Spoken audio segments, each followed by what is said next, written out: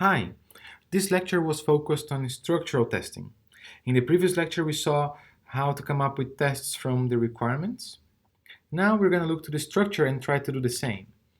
And by structure, I mean the source code. So if you see any source code, for example, this gives us hints on what to test, right? So for example, maybe I want to test all the lines. And if I tested all the lines, I'm happy and I can deploy my software. Or maybe I want to be more strict and test all the if conditions and making sure that all ifs when true and when false work as expected. So this is structural testing. Um, there are many criteria that we're going to study from now on. So one of them can be line by line, right? I want to go line by line, and then that's my criteria. So I can think about my first test, for example, 30-30, which will make these lines to be executed. And this gives me 90% of line coverage, right? Because I'm testing 9 out of the 10 lines in there. This means I need one more test, right? Line 8 is not executed. So I just think about a case where line 8 is executed, and then I get to 100% line coverage. And if you see the previous source code, you just found a bug um, by just doing 100% line coverage, right? And this is why structural testing is useful. That was the bug. Um, nice. So now we start to explore different criterias. First, measuring by lines can be quite tricky because number of lines change depending on the way programmers prefer to write their code, right? And then this means if we just use this number as a way to guide our tests and how many tests we need to write, this can be tricky, right? Because the results will be different. So the same tests, they would have 90% line coverage in one code, and the other code that does exactly the same, it would be 83. So this can be quite misleading.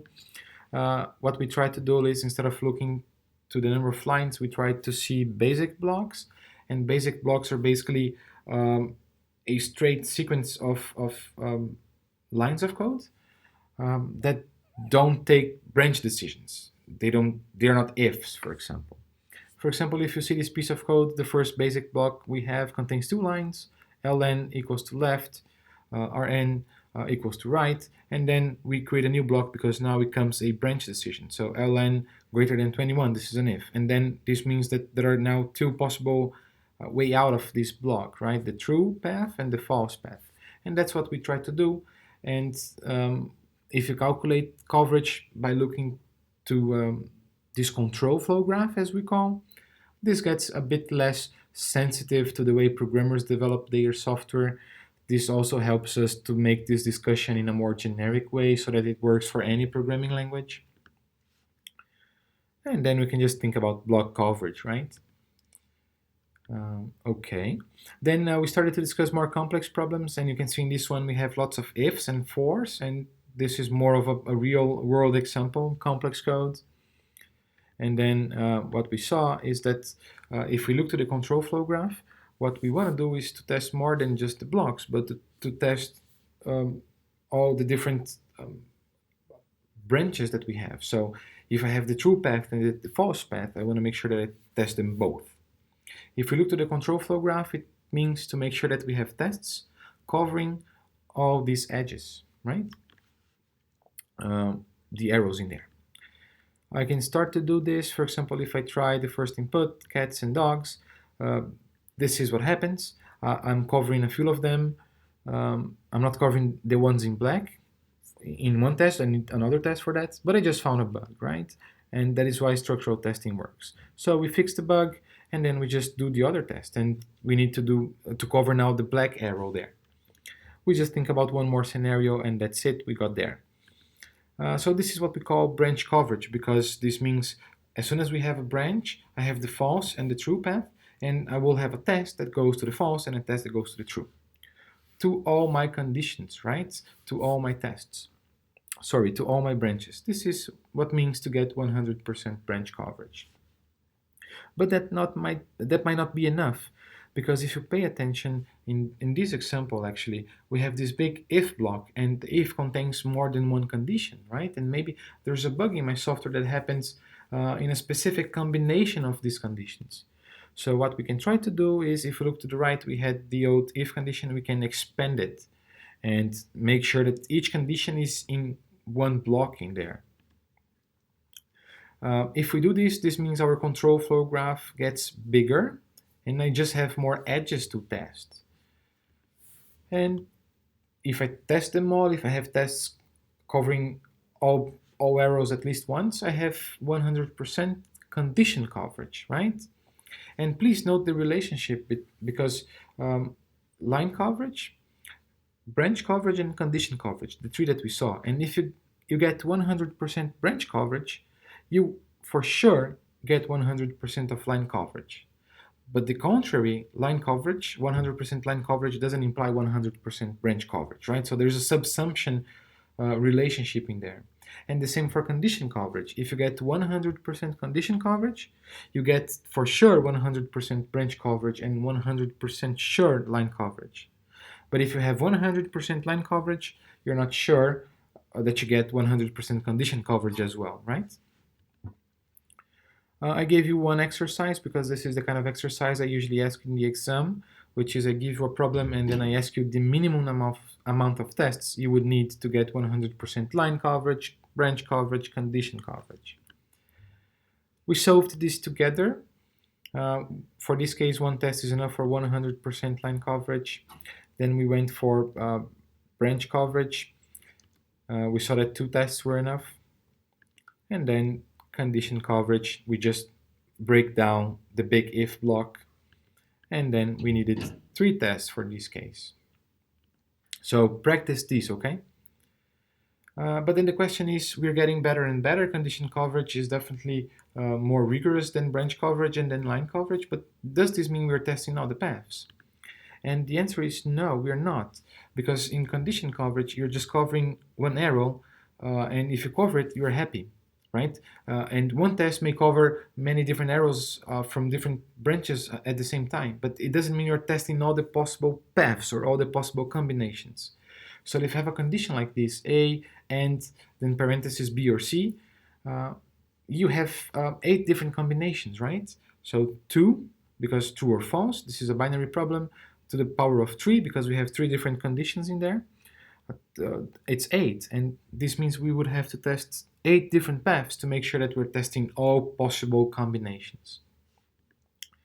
And if you do this, you get to the path coverage, which is even stronger than condition coverage.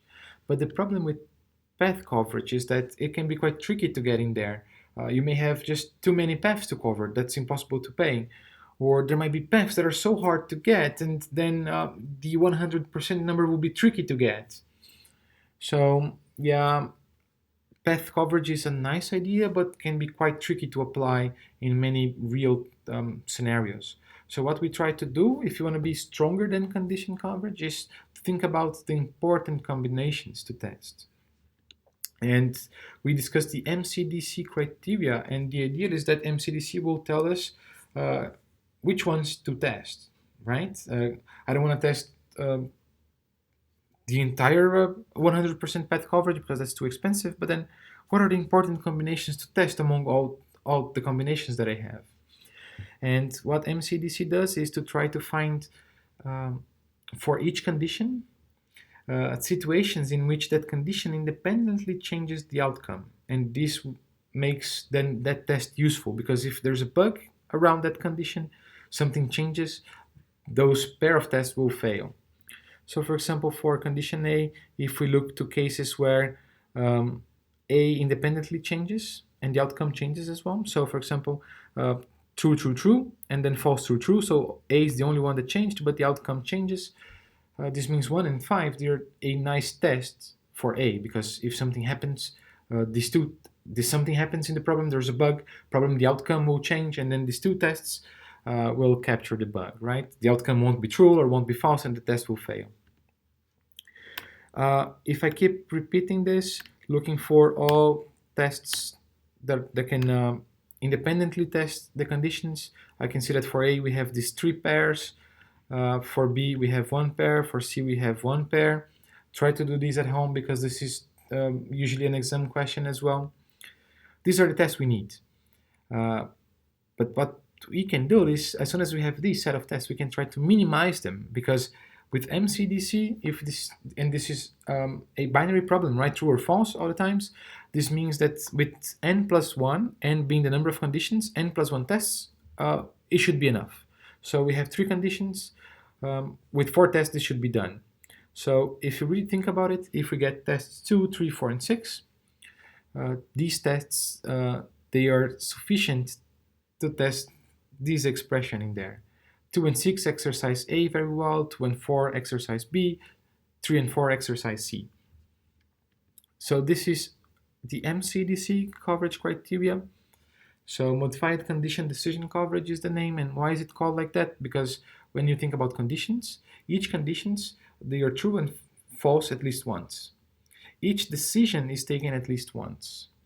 And modified because each condition should individually determine the outcome, right? That's what we're doing when we're looking for flipping just A, for example, and then looking for changes in the outcome. Practice this. You can apply MCDC to decision tables. In a decision table, as the outcome is not binary anymore, you may have more than n plus 1, but still the same technique can help you to find the important combinations in your decision table, the important ones to be tested. MCDC is actually an important coverage criteria, and many rigorous software, they require it. For example, the FAA in the United States require their software to be tested using MCDC. Then we discussed strategy subsumption, but let's review it. This means if you get to one strategy, for example, branch coverage, if you have branch coverage, you have statement coverage as well. If you have 100% condition coverage, you have 100% branch coverage for sure. But the other way around is not true, right? So if you have statement coverage, 100% there, this doesn't naturally automatically imply 100% branch coverage. Do you need 100% code coverage? Well, research shows that coverage is somehow related to fault detection, and over 90%, as this paper shows, this 90% code coverage can review lots of bugs for you. So you should aim high, right? But on the other hand, going to 100% code coverage doesn't assure that you don't have bugs, right? This is quite tricky, but then my suggestion is aim high, do your best, and test as much as possible. I told you some story about how to pragmatically think about code coverage. You can read on that blog post. For Python, we have coverage pi, and coverage pi basically shows us if our tests are covering everything we want, and you can use it in any programming language, right? So you have cobertura for Java and etc.